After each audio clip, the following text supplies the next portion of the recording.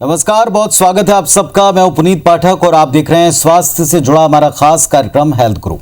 इस खास प्रोग्राम में हम आपको सेहत से जुड़ी कुछ खास जानकारियां, महत्वपूर्ण जानकारियां देते हैं, साथ ही कुछ गंभीर बीमारियों से लड़ने के उपाय बताते हैं, उनसे बचने के तरीके और कैसे किस तरह आप एक्सपर्ट के पास जा सकते हैं, हर एक बारीकी आपको समझाते हैं। आज हम बात करेंगे कुछ ऐसी तकलीफों के बारे में जो जीवन भर के लिए हमसे जुड़ जाती हैं और हमारे जीवन को कष्टकारी बना देती हैं। चाहे वो जोड़ों का दर्द हो, किसी बीमारी के कारण आई हुई कोई इमोबिलिटी हो या किसी तरह की कोई अन्य दिक्कत। विभिन्न कारणों की वजह से हमारे शरीर के कुछ हिस्से अक्सर बीमारियों के बाद जब काम करना बंद कर देते हैं तो बड़ी घबराहट होती है, बॉडी पैरालाइज हो जाती है और ऐसे में इंसान को सालों साल बिस्तर पर पड़े रहना पड़ता है, जो किसी भारी दिक्कत से कम नहीं। तो आज का ये जो हमारा खास एपिसोड है, इन्हीं परेशानियों से हम कैसे उबर सकते हैं, इससे कैसे निजात पा सकते हैं, इसके बारे में शुरू करते हैं आज का हेल्थ गुरु।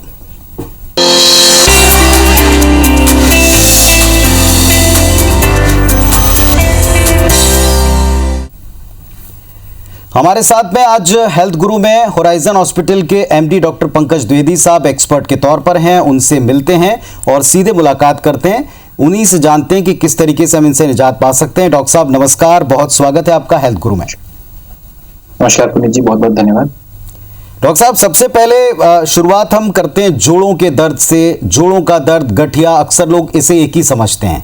क्या दोनों में डिफरेंस है? क्योंकि अक्सर जब लोग समस्या से ग्रसित होते हैं तो सीधे इसके बारे में कुछ पढ़ते हैं और गड्डम गड कर लेते हैं, चीजें मिला लेते हैं और कंफ्यूज होते हैं।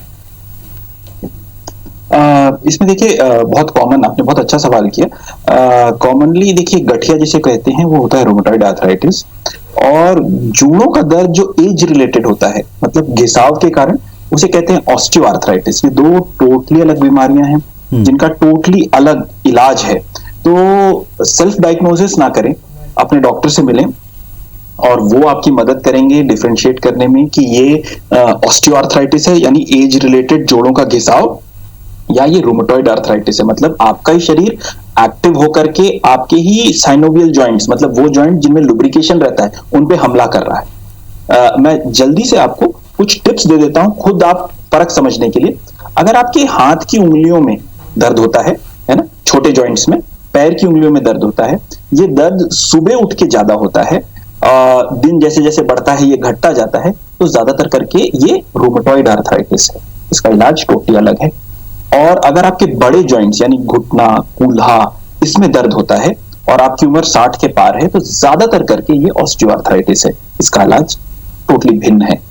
तो इस तरह से आप अपने एक्सपर्ट डॉक्टर से कंसल्ट करें और अपना इलाज कराएं। डॉक्टर साहब, अक्सर बढ़ती उम्र के साथ साथ कुछ दर्द को हम अपने शरीर में शुरुआत इनकी पाते हैं और काफी समय तक इन्हें इग्नोर करते हैं, और कई एक्सपर्ट कहते हैं कि यहीं से गलती की शुरुआत होती है। जब किसी जोड़ में, किसी जॉइंट में पेन हो, तब क्या करना है? देखिए, शुरुआती दौर में जोड़ का दर्द बहुत कारणों से हो सकता है।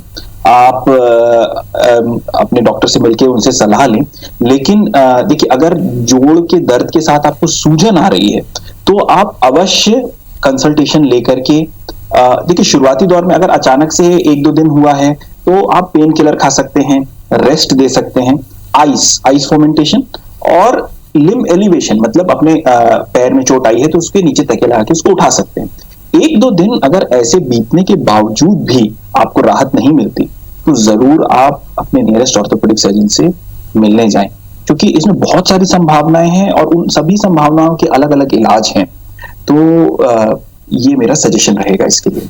जी, गठिया बात जिसको हम कहते हैं, गठिया का अगर किसी को रोग हो जाए, उसका दर्द शुरू हो जाए तो कहते हैं कि ये फिर जान जाने के साथ ही जाता है। क्या ये सही बात है या इसका इलाज आज प्रॉपरली अवेलेबल है? क्या इनके कुछ प्रकार हैं? जी, ये पूरी तरह से गलत बात नहीं है। देखिए, ये बीमारी है ऑटो इम्यून डिसऑर्डर, मतलब आप ये बाहर से कोई बैक्टीरिया नहीं है, कोई इन्फेक्शन नहीं है, आपका अपने शरीर की इम्यूनिटी जो बैक्टीरिया और वायरसेस के अगेंस्ट में रोग प्रतिरोधक क्षमता है वो एक्टिव हो गई है आपके साइनोवियल जॉइंट्स, मतलब वो सभी जॉइंट्स जिनमें लुब्रिकेशन है, मतलब हाथ पैर के जॉइंट्स, घुटनों के जॉइंट, कूल्हों के जॉइंट, और उन पे हमला कर रही है। तो वास्तविकता में ये कहना गलत नहीं है कि मरने के साथ, क्योंकि इस बीमारी को कंट्रोल किया जा सकता है, इराडिकेट नहीं, मतलब इससे जीवन भर के लिए मुक्ति नहीं मिल सकती, लेकिन अगर आप दवाइयां खाएंगे तो पहले तो नंबर आपको बहुत रिलीफ रहेगी, आपको बहुत आराम, मतलब आप दवाइयां खाने में ऐसा लगता है कि आपको टोटली कभी इस तरह की कोई बीमारी थी ही नहीं। दूसरा, इस डिजीज प्रोसेस को वो बहुत स्लो कर देगा। मतलब अगर 40-45 की उम्र में ये डिजीज आप में आया और आपने इसको इग्नोर कर दिया तो उंगलियां टेढ़ी मेढ़ी हो जाएंगी, जॉइंट्स घिस के खत्म हो जाएंगे, आपको जॉइंट रिप्लेसमेंट बहुत अर्ली कराना पड़ जाएगा, मे बी 50s में ही कराना पड़ जाएगा। पर अगर आप दवाइयां टाइमली लेते रहते हैं तो आपका जॉइंट रिप्लेसमेंट में भी 65 में जाएगा, आपके हाथ वगैरह में कभी कोई प्रॉब्लम नहीं आएगी। तो ये ट्रीटमेंट लेने से आप एम्यूलरेट कर सकते हैं, मतलब इस बीमारी के असर को अपने ऊपर बहुत ड्रास्टिकली घटा सकते हैं। आर्थराइटिस के बारे में काफ़ी कुछ भ्रांतियां भी हैं और आजकल लोग थोड़ा सा इसको लेकर पढ़ते भी हैं, सजग भी रहते हैं और कई दफ़ा डॉक्टर के पास पहुंचने से पहले ही कुछ मन बनाकर जाते हैं। थोड़ा इसके बारे में बताएं सर, इसकी शुरुआती लक्षण क्या हैं और कब फौरन आपको डॉक्टर के पास अप्रोच करना चाहिए? देखिए, ऑस्टियोआर्थराइटिस के बारे में आप बात कर रहे हैं जब एक उम्र बीतने के बाद में भी 55-60 और नेचुरल घिसाव, वियर एंड टेयर, जैसे एक गाड़ी के चक्के घिस जाते हैं वैसे ही हमारे जॉइंट्स का घिसाव हो जाता है, नेचुरल वियर एंड टेयर हो जाता है। तो इसको लेकर के लोगों के मन में बहुत सारी भ्रांतियां हैं। इसमें सबसे बड़ा प्रॉब्लम क्या है कि देखिए, अगर किसी को फ्रैक्चर होता है, उसकी हड्डी तुरंत टूट जाती है, तो कल रात तक वो दौड़ भाग रहा था, आज सुबह वो चल नहीं पा रहा, तो इट इज ऑब्वियस कि उसको ऑपरेट होकर के अपने आप को ठीक कराना चाहिए। लेकिन osteoarthritis being a slow process, क्या होता है कि पहले आप 1 किलोमीटर चल पाते थे, फिर धीरे धीरे 100 मीटर पे आ गए, फिर धीरे धीरे घर के ही 4 कमरों में आ गए, फिर अपने ही कमरे में सिमट गए, बाथरूम जाना मुश्किल हो रहा है उठ करके, and people take it to be okay. लोग इससे इसको एक्सेप्ट कर लेते हैं। क्यों? क्योंकि ये प्रोसेस इतना धीमा है। और मेरे पिछले 11 साल के एक्सपीरियंस में जब भी मैंने जॉइंट रिप्लेसमेंट करके दिया है लोगों को, और मैं अभी आपके साथ शेयर भी करूंगा, लोग 7-7 साल बेड पे हैं, 6-6 साल बेड पे हैं, टॉयलेट बाथरूम बेड पे कर रहे हैं, और जब वो मोबाइल हो जाते हैं जॉइंट रिप्लेसमेंट के बाद, तो देयर इज 2 फीलिंग्स होती हैं। एक तो वो बड़े खुश होते हैं, बड़ी आशा के साथ अपने फ्यूचर की ओर देखते हैं कि अरे वाह, अब हम चल फिर पाएंगे, सब कुछ कर पाएंगे, लाइफ में पार्टिसिपेट कर पाएंगे। पर एक बहुत गहरा दुख भी होता है उनके मन में कि हमने कैसे अपने जीवन के 6-7 साल प्रोडक्टिव, जिसमें हम अपने बच्चों के साथ, अपने पोतों के साथ खेल सकते थे, घूम सकते थे, फिर सकते थे, हमने वेस्ट कर दिया सिर्फ अपने मन के भय और भ्रांति में। तो मैं ये सजेस्ट करूंगा कि आप अर्लीस्ट कंसल्ट करें, क्योंकि देखिए, ऑस्टियोआर्थराइटिस के प्रोसेस को धीमा किया जा सकता है, जॉइंट रिप्लेसमेंट तुरंत में नहीं किया जाता।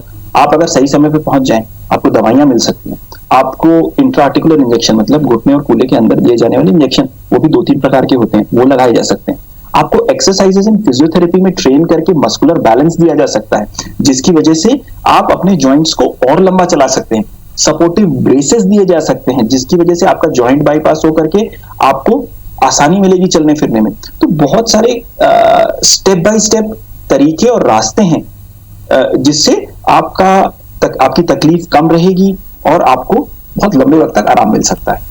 डॉक्टर साहब, आपने जॉइंट रिप्लेसमेंट का जिक्र किया, इसमें नी रिप्लेसमेंट भी आजकल सर्जरी के द्वारा होता है, लेकिन सर्जरी का नाम सुनते कई लोग बड़ा खौफ खाते हैं। उनको लगता है कि अगर ऐसा हुआ तो शायद आगे का जीवन ऐसा हो जाएगा, वैसा हो जाएगा। कई तरह के इसमें मिथ्स हैं, भ्रांतियों से ग्रसित हो जाते हैं। इन दोनों सर्जरी के बारे में थोड़ा बताएं। देखिए, सबसे कॉमन रिप्लेसमेंट जो है वो हिप रिप्लेसमेंट है, मतलब कूल्हे का रिप्लेसमेंट, और नी रिप्लेसमेंट जी। इसको लेकर के लोगों के मन में, आपने बिल्कुल सही कहा, बहुत सी भ्रांतियां हैं।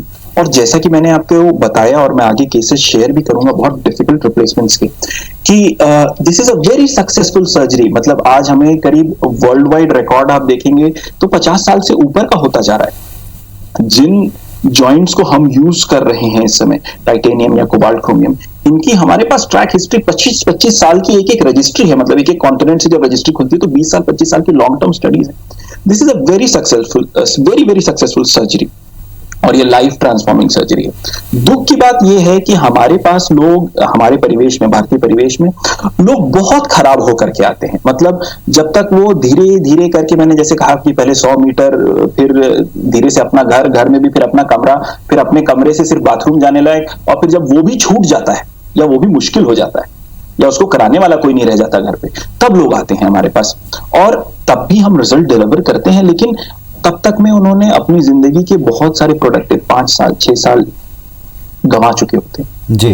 तो मैं चाहता हूं कि आप, जैसे कि अगर आप आज कहें कि कैटरेक्ट से कोई अंधापन झेल रहा है ना, और ऑपरेशन नहीं करा रहा क्योंकि उसको डर लगता, लोगों को लगेगा ये क्या पागलपन है, राइट। आज के दिन कैटरेक्ट सर्जरी इतनी सरल और सुलभ हो चुकी है कि उसका फायदा उठाना ना उठाना बेवकूफी है। वैसे ही आज के दिन मोबिलिटी, रिस्टोरिंग मोबिलिटी ना करके, जो हम प्रोग्राम रन करते हैं अपने हॉस्पिटल में, वो ना करके, जॉइंट रिप्लेसमेंट ना करा करके ऑस्टियोआर्थराइटिस से परेशान होकर के अपने घर, अपने कमरे में बन जाना, ये सिर्फ मूर्खता है। बहुत सारी उम्मीद बंधी होगी आपकी इन तमाम बातों से, और बहुत सारे दिमाग के जाले जो हैं थोड़े साफ होंगे डॉक्टर साहब। लोग जो इस कार्यक्रम को देख रहे हैं, आप एक्सपर्ट से सुनकर, समझकर, उनसे संपर्क करके बहुत सारी चीजें, अपनी भ्रांतियों को दूर कर सकते हैं। एक छोटा सा ब्रेक हम ले रहे हैं। ब्रेक के बाद जो हम शुरुआत में चर्चा कर रहे थे कि कुछ रोग ऐसे हैं जो बाद में बहुत लंबी पीड़ा दे जाते हैं, उनको कैसे होराइजन हॉस्पिटल और एक्सपर्ट दूर कर रहे हैं, इसके बारे में चर्चा करेंगे। हमारे साथ में आज होराइजन हॉस्पिटल के एमडी डॉक्टर पंकज द्विवेदी साहब हैं, और इनसे हम चर्चा कर रहे हैं कि किस तरीके से जोड़ों के दर्द, गठिया से लेकर तमाम तरह की रिप्लेसमेंट सर्जरीज को लेकर लोगों के मन में किस तरह के डर हैं और कैसे इनसे निजात पाएं। डॉक्टर साहब, ब्रेक पर जाने से पहले आपसे बहुत कंस्ट्रक्टिव और पॉजिटिव एनर्जी मिली होगी लोगों को कि वो इन सर्जरीज के बारे में सही राय कायम करें। कई सारे ऐसे रोग हैं, आपके यहाँ भी आपने रोग ट्रीट किए होंगे, जिनमें रोगों के बाद या एक लंबी बीमारी के बाद कुछ ऐसा जख्म मिला या ऐसा दंश मिला मरीज को कि वो बेड पर आ गया। थोड़ा इनके बारे में बताएं। जी, मैं अभी आप स्क्रीन पे देखेंगे फोटोज और एक्सरेज, मैं आपके साथ शेयर करना चाहता हूँ।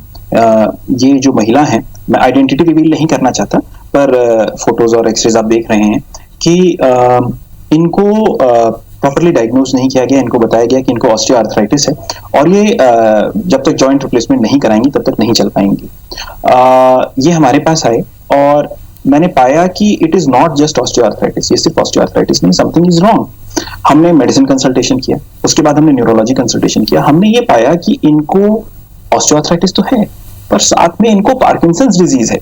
पार्किंसंस डिजीज इनकी मांसपेशियों को एकदम कड़क कर देता है, इनके अपर बैक में स्ट्रेंथ नहीं रह जाती अपनी बॉडी को संभालने के लिए। तो ऐसी स्थिति में अगर हम जॉइंट रिप्लेसमेंट करते तो हमको ऑप्टिमल रिजल्ट्स नहीं मिलता। तो पहले हमें 6 महीने का वक्त लगा मेरे पास, पहले आने से लेकर के जॉइंट रिप्लेसमेंट करने तक। हमने इनके पार्किंसंस डिजीज को डायग्नोज करके उसका ट्रीटमेंट चालू किया, इनकी मसल कंडीशनिंग की, अपर बॉडी, अपर बैक की स्ट्रेंथ लेकर के आए, क्वाड्रिसेप्स मतलब घुटनों और पैर की स्ट्रेंथ वापस लेके आए, और उसके बाद हॉस्पिटल में लेकर के 15 दिन फिजियोथेरेपी करने के बाद हमने इनका जॉइंट रिप्लेसमेंट किया। वो मरीज जो पिछले 7 साल से बिस्तर पे था, लैट्रिन बाथरूम भी बेड पे ही कर रही थी, वो आज आप वीडियो देख सकते हैं 21 दिन बाद का है। पार्किंसंस डिजीज होने के बावजूद भी इंडिपेंडेंटली चल फिर रही हैं, सीढ़ियां चल फिर ले रही हैं। तो this is the kind of result जो आपको मिल सकता है even in such complicated patients. तो सिंपल पेशेंट्स की तो आप बात ही छोड़िए। जी, अक्सर हमने देखा डॉक्टर साहब के स्ट्रोक के बाद में एक जो हिस्सा शरीर का पैरालाइज हो जाए, उसको लेकर बड़ा पैनिक होता है। पहले तो स्ट्रोक का शब्द सुनते ही, नाम सुनते ही लोग डर जाते हैं, लेकिन इसके बाद के इफेक्ट, इससे कैसे उबर सकते हैं, इसमें कैसे एक्सपर्ट हेल्प कर रहे हैं आजकल? जी, ये बहुत अच्छा आपने सवाल किया पुनीत जी, मैं आपको धन्यवाद दूंगा। इनफैक्ट अभी स्क्रीन पे आप देखेंगे, ये हमारे दूसरे पेशेंट हैं। इनको एक साइड की पैरालिसिस हो गई और इन्होंने टाइमली मेडिकल हेल्प सीख की, उसकी रिकवरी होनी शुरू हुई। लेकिन प्रॉब्लम ये हुई कि इनका एल्बो ऐसा मुड़ा रह गया और इनको ऑस्टियोआर्थराइटिस भी था दोनों पैरों पर। तो अब जब ये, अगर आप इनको रिप्लेसमेंट कर देते हैं घुटने का, तो शुरुआती 1 हफ्ता से 10 दिन मरीज को वॉकर लेकर के चलना होता है, जहां पे उसके दोनों हाथ फ्री होने चाहिए, 20 डिग्री से ज्यादा का कोण नहीं बनना चाहिए, और ये तो 90 डिग्री का कोण बना हुआ है। तो यहाँ पे पहले हमने फोकस किया मरीज के फिजियोथेरेपी एंड रिहैबिलिटेशन पे। उनको हमने एक्सरसाइज की, स्ट्रेंथनिंग की लोअर बॉडी की, अपर बॉडी का ये कॉन्ट्रैक्चर जो घुटना, जो एल्बो यहाँ से मुड़ा हुआ था, उसको हम सीधा करके लाए, उसको 0 डिग्री पे लाए और सपल किया।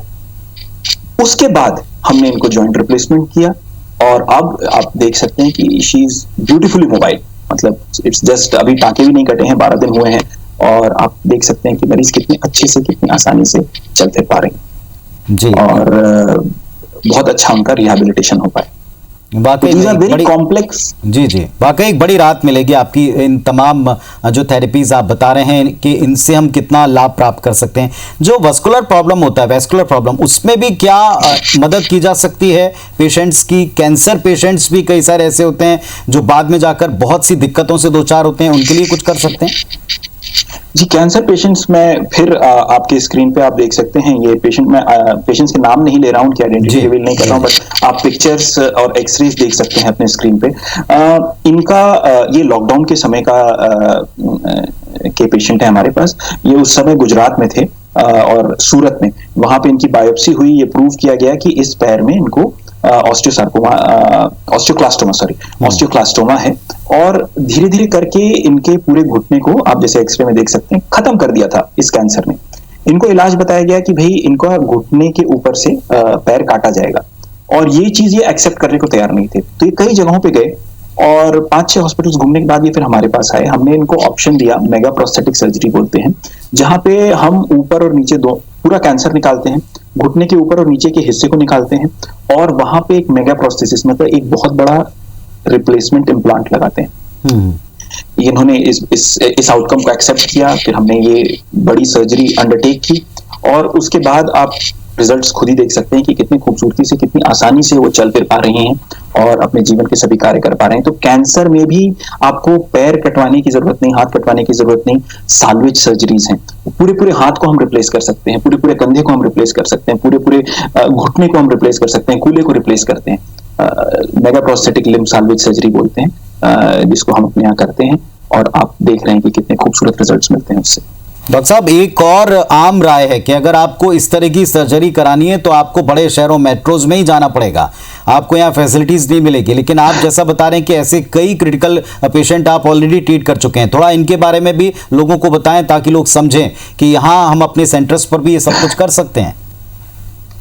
आपके देखिए वक्त समय सीमित है, और इसी समय में मैं आपको हम आपको ऑलरेडी इतने सारे केसेस दिखा चुके हैं। There is a series of cases, मतलब हमने ऑलरेडी ये तो कुछ कॉम्प्लिकेटेड केसेस हैं, इस तरह के बहुत से कॉम्प्लिकेटेड केसेस हमारे यहाँ आए दिन ऑन अ डेली बेसिस किए जा रहे हैं। तो इसके लिए आपको कहीं जाने की जरूरत नहीं है, इधर उधर परेशान होने की जरूरत नहीं है। आप सीधे हमारे पास आ सकते हैं और इसका इलाज करवा सकते हैं। There is just no reason कि आप अपना काम छोड़ करके कहीं और जाएंगे, दुगना तिगुना पैसा भी खर्चा करेंगे वहां रहने का और महंगे इलाज का, जब यही चीज आपको इतनी आसानी से रायपुर में इतनी सुविधाओं के साथ मिल सकती और मिल रही है। जी जी, एक और इम्पॉर्टेंट बात है कि हम एक स्वस्थ जीवनचर्या जिए कैसे। अक्सर हमने देखा है कि बहुत सारे रोगों के बारे में डॉक्टर का एक कॉमन आजकल सेंटेंस होता है कि ये लाइफस्टाइल डिजीज काफ़ी हद तक है। तो ये लाइफस्टाइल डिजीज ना हो या इनसे हम कैसे बचें, इनको हम कैसे कम करें, थोड़ा सा इसके बारे में बताएं। देखिए, ये इसके लिए आपको डॉक्टरी राय की जरूरत नहीं है। ये जो हमारे पेरेंट्स, हमारे ग्रैंड पेरेंट्स हमको हमेशा से बताते रहे हैं कि भाई आप कुछ वक्त के लिए बाहर निकलिए, टाइमली उठिए, वॉक्स एंड एक्सरसाइजेस। देखिए, योग तो इस धरती की देन है सारे संसार को, west has picked it up, और हम उसको छोड़ते जा रहे हैं। तो योग से रहेंगे निरोग। तो ये सिर्फ मजाक के लिए या बोलने के लिए बातें नहीं है। अगर आप सही समय से, स्पेशली अगर आपने नहीं किया तो एटलीस्ट अपने बच्चों को आप स्पोर्टिंग एक्टिविटीज में डालिए, ताकि उनका बोन स्टॉक अच्छा डेवलप हो, वो फ्लेक्सिबल रहें, उनके जॉइंट्स सपल रहें। और यही चीज आप अपने लिए भी करिए। धूप में थोड़ी देर निकलिए, सन एक्सपोजर से विटामिन डी बढ़ेगा, कैल्शियम अब्जॉर्प्शन बेटर होगा, बोन स्ट्रेंथ बेटर रहेगी। ओवरऑल नॉट जस्ट बोन्स, आपका मेटाबॉलिज्म ओवरऑल बेटर रहता है, डायबिटीज को कंट्रोल करने में मदद मिलती है, ब्लड शुगर को कंट्रोल करने में मदद मिलती है। तो थोड़ी सी physical activity preferably in the morning, अगर नहीं हो सकता तो एटलीस्ट शाम को करने से it will help you a lot. ये आपको बहुत मदद करेगी।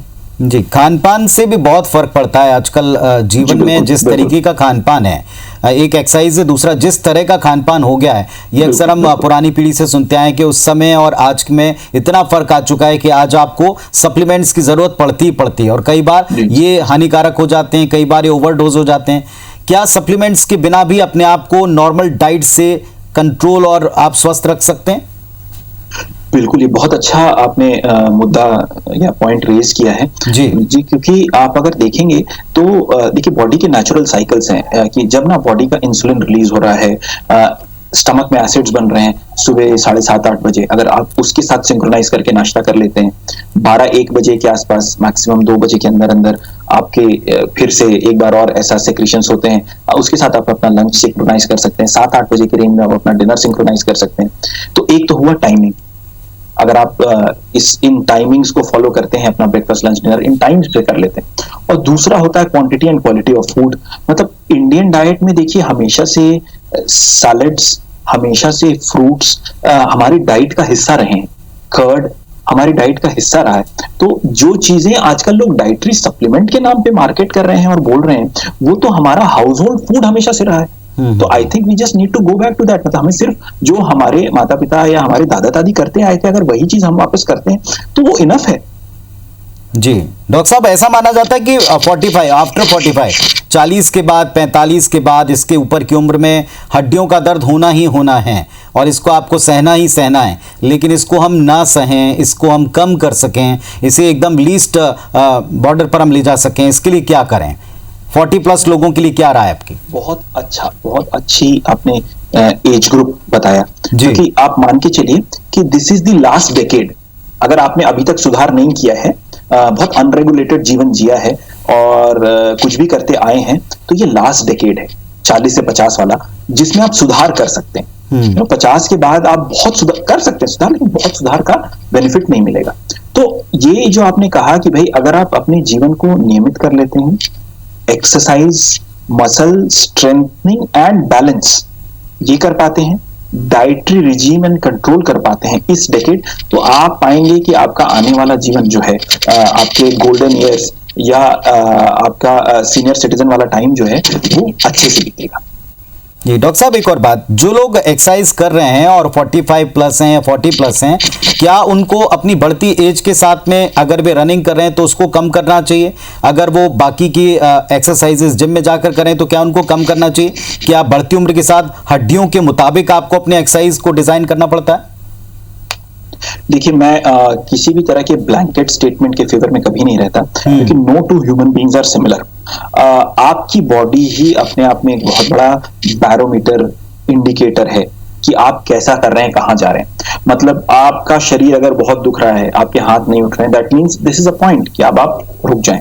और आप अगर एनर्जेटिक फील कर रहे हैं और अगर आप 12 किलोमीटर जा चुके हैं, if you want to go 3 more kilometres, तो आप बेशक जाएं।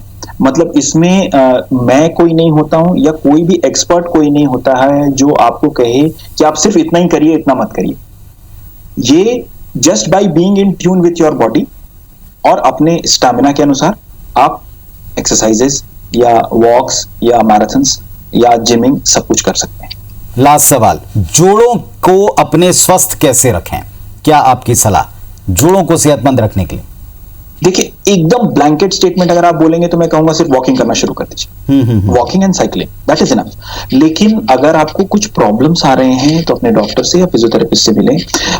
ज्यादातर करके ये घुटनों में आती है प्रॉब्लम, तो घुटनों के लिए क्वाड्रिसेप्स, हैमस्ट्रिंग्स एंड वीएमओ, ये 3 मसल ग्रुप्स होते हैं। इनका स्ट्रेंथनिंग और बैलेंस अगर आप सीख लें तो this will go a long way. आपके जोड़ों में बहुत आराम रहेगा, बहुत राहत रहेगी, बहुत लंबे वक्त तक। डॉक्टर साहब, बहुत बहुत धन्यवाद आपका हमारे साथ में जुड़ने के लिए और इतनी सारी इंपॉर्टेंट जानकारियां शेयर करने के लिए।